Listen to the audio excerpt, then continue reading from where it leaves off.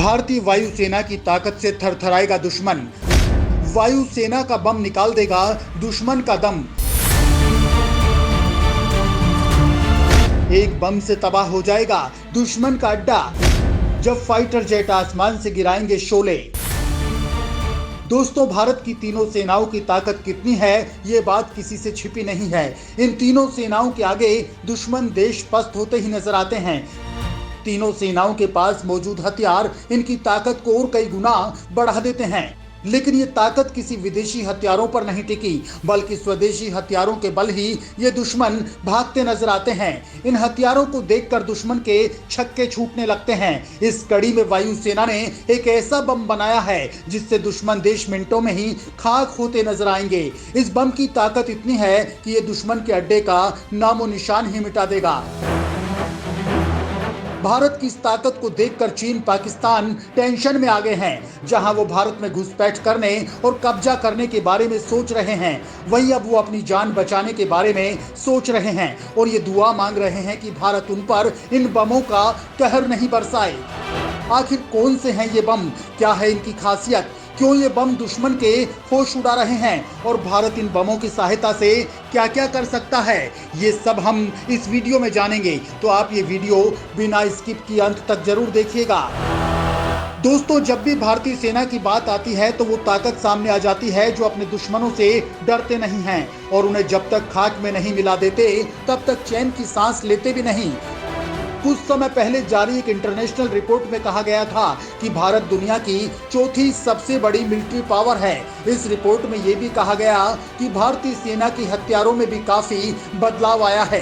पहले भारत दूसरे देशों से हथियार आयात करता था, लेकिन अब भारत ने इस मामले में खुद को आत्मनिर्भर बनाना शुरू कर दिया है। भारत की तीनों सेनाओं में स्वदेशी हथियारों पर जोर दिया जा रहा है, जिसका नतीजा ये है कि अमेरिका और रूस जैसे देश जिनसे हम हथियार मंगवाते हैं, अब इनकी नींद उड़ने लगी है, क्योंकि उन्हें लगता था कि भारत हथियारों के मामले में हमेशा दूसरे देशों पर ही निर्भर रहेगा और उनकी कमाई का जरिया ऐसे ही बना रहेगा। लेकिन भारत ने इन सब के मंसूबों पर पानी फेर दिया और अब वो ऐसे हथियार बना रहा है जिससे पाकिस्तान और चीन जैसे देश भी टेंशन में आ गए। वो भारत की ऐसी ताकत देखकर घबराने लगे हैं।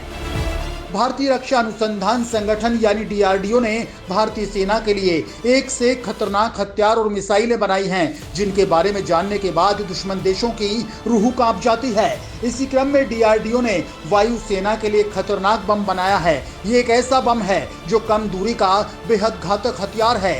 ये जब दुश्मन के इलाके में गिरता है तो तबाही मचा देता है, उसका नामो निशान मिटा देता है।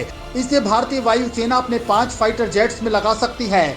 यह बम एक खास तरह के प्रेसिशन गाइडेड बम है। इसका नाम है HSLD यानी हाई स्पीड लोड ड्रैग बम। ये नई पीढ़ी का आधुनिक एयर ड्रॉप्ड प्रेसिशन गाइडेड हथियार है।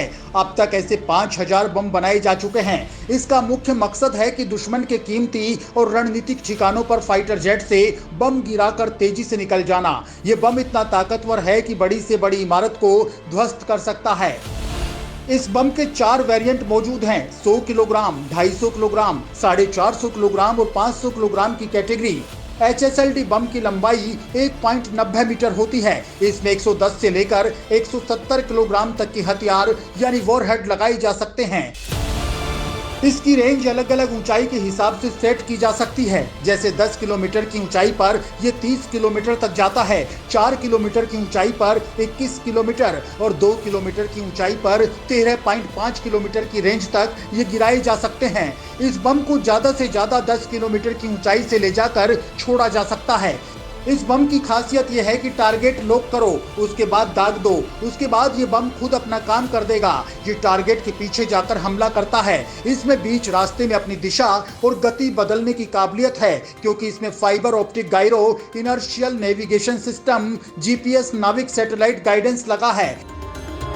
ये टारगेट के पास अचानक से प्रकट होते हैं। जब तक दुश्मन कुछ समझे या फिर बचाव का कोई उपाय सोचे, तब तक ये अपना काम कर देता है। एक धमाका होता है, फिर तबाही मच जाती है। इसमें semi active laser homing terminal है, यानी इसे लेजर गाइडेड भी बनाया जा सकता है।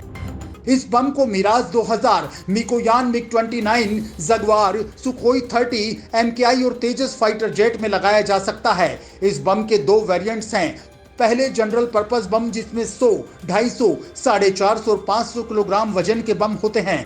दूसरा वेरिएंट है प्रेसिशन गाइडेड बम जिसमें 450 किलोग्राम और 500 किलोग्राम का बम शामिल होता है। दोस्तों, वायुसेना की इस ताकत से दुश्मन चीन और पाकिस्तान थरथराने लगे हैं क्योंकि भारत को कमजोर समझने की गलती अब उन पर भारी पड़ती नजर आ रही है। दोस्तों, भारतीय सेना की स्वदेशी ताकत में लगातार इजाफा हो रहा है। पिछले कुछ सालों में भारत तेजी से अपनी ताकत बढ़ाता जा रहा है, सेना को मजबूत कर रहा है और बेहद आधुनिक हथियारों से जवानों को लैस किया जा रहा है। इसमें स्वदेशी ड्रोन, वजन ले जाने में सक्षम आधुनिक ड्रोन, ग्रीन एनर्जी के तहत बिना जनरेटर के सैन्य सर्विलांस उपकरणों का संचालन और सैनिक के पास युद्ध के दौरान आवश्यक सामान में कई नई चीजें जुड़ी हैं। भारतीय सेना की ओर से महाजन में सैन्य हथियारों, टैंकों, राइफलों, सैनिकों के साजो सामान के साथ देश में निर्मित उपकरणों का प्रदर्शन भी किया गया है, जो दुश्मन को नेस्तनाबूद करने के लिए भारतीय सेना की बढ़ती ताकत का संकेत दे रहे हैं। इसके साथ ही भारत की नौसेना के बेड़े में शामिल हुए स्वदेशी युद्धपोत INS विक्रांत ने पूरी दुनिया को दिखा दिया कि हिंदुस्तान अब रक्षा के क्षेत्र में कितना आत्मनिर्भर हो चुका है। INS विक्रांत की ताकत का अंदाजा इस बात से भी लगाया जा सकता है कि इस पर 30 से ज्यादा लड़ाकू विमान लैंडिंग और टेक ऑफ कर सकते हैं। 32 मिसाइलें तैनात हैं, कई अन्य फाइटर हेलीकॉप्टर की भी तैनाती है, गैस टरबाइन और अत्याधुनिक रडार सिस्टम भी हैं।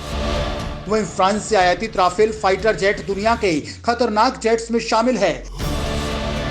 स्वदेशी तेजस फाइटर जेट भी दुनिया को चुनौती देने के लिए सेना का हिस्सा बन चुका है।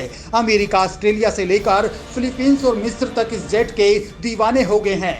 इसके अलावा भारतीय रक्षा क्षेत्र के लिए एक और अच्छी खबर है। यह एक निजी स्टार्टअप क्रूज मिसाइलों और बड़े मानव रहित हवाई वाहनों को संचालित करने के लिए एक स्वदेशी इंजन विकसित करने के काफी करीब पहुंच गया है, जो विदेशी फर्मों पर हमारे देश की निर्भरता को खत्म कर सकता है। इस स्टार्टअप का नाम है पाणिनियन इंडिया प्राइवेट लिमिटेड, जिसका मुख्यालय हैदराबाद में है। इसने अपने 4.5 केन टर्बोजेट इंजन का कॉन्स्ट्रुअल वैलिडेशन पूरा कर लिया है और इसके प्रोटोटाइप का विकास शुरू हो गया है।